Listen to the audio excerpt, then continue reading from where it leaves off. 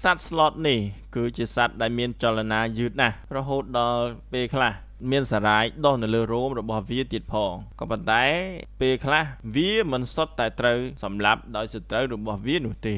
វាគឺជាអាហារ buffet របស់សត្វពពួកស៊ីសាច់មួយចំនួនដែលដើរដោយយឺតបំផុតហេតុអ្វីបានជាវាមិនផុតពូជពីព្រោះថាភាពយឺតយ៉ាវរបស់វាគឺមិនមែនជារឿងអកុសលរបស់វានោះទេនេះគឺជាលក្ខណៈពិសេសនិងជាយុទ្ធសាស្ត្រនៅក្នុងការរស់រានមានជីវិតដែលបានវិវត្តដោយក្រុមពូជសត្វទាំងអស់នេះយ៉ាងល្អឥតខ្ចោះសត្វស្លតនេះគឺមិនបានបរាជ័យនៅក្នុងការคลายទៅជាសត្វដែលលឿននោះទេក៏ប៉ុន្តែវាបានជ្រើសរើសការឈ្នះដោយការយឺតរបស់វាដំបូងឡើយវាគឺជាសត្វដែលគ្មានចំនួនហើយនឹងការសន្សំសំចៃថាមពលរបបអាហាររបស់ពួកវាគឺមានស្លឹកដែលមានកាឡូរីទាបមិនគួរឲ្យជឿហើយនឹងពិបាករំលាយដើម្បីរស់រានមានជីវិតទៅលើអាហាររូបធម្មបែបនេះសត្វស្លុតបានវិវត្តទៅជាការរំលាយអាហារយឺតគួរឲ្យអស់សំណើចប្រហែលជាពាក់កណ្ដាលនៃធនិកសត្វធម្មតាដែលមានទំហំធំប៉ុនវា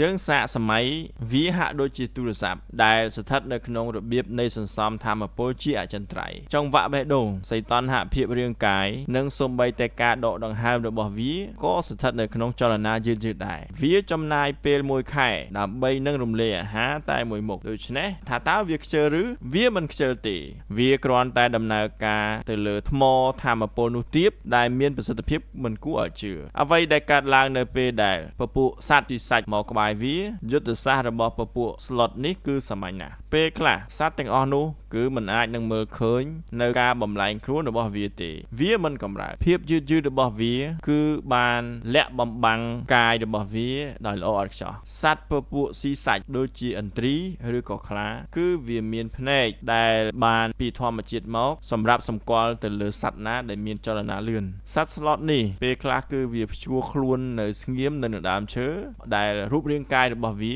លាយឡំទៅនឹងមែកឈើឬក៏ដើមឈើដែលគ្របដណ្ដប់ទៅដោយសារ៉ាយបៃតងហើយសត្រូវរបស់វាទើបតែមិនអាចបែងចែកថាជាដុំឈើមែកឈើឬក៏ស្លឹកឈើហើយអ្នកទាំងអស់គ្នាកុំច្រឡំថាភាពយឺតរបស់វាគឺជាភាពទន់ខ្សោយសត្វស្លុតមានបំពាក់មកដោយកញ្ញាំជើងដូចជាទំពក់វែង3អិញពួកវាគឺមិនមែនសម្រាប់ប្រយុទ្ធទេក៏ប៉ុន្តែពួកវាគឺសម្រាប់ចាក់សោខ្លួនវាទៅនឹងមែកឈើជាអចិន្ត្រៃយ៍ការក្តាប់របស់វាខ្លាំងណាស់ដែលអាចព្យួរខ្លួនវាពីដើមឈើបានសូម្បីតែបន្ទាប់ពីវាស្លាប់ក៏ដោយនៅក្នុងល្បែងនៃការរស់រានមានជីវិតសត្វស្លុតបានបដិសេធនៅបាវចនាដែលលឿនជាងពោះជាងឬក៏ខ្លាំងជាងវាគឺបានជ្រើសរើសនៅ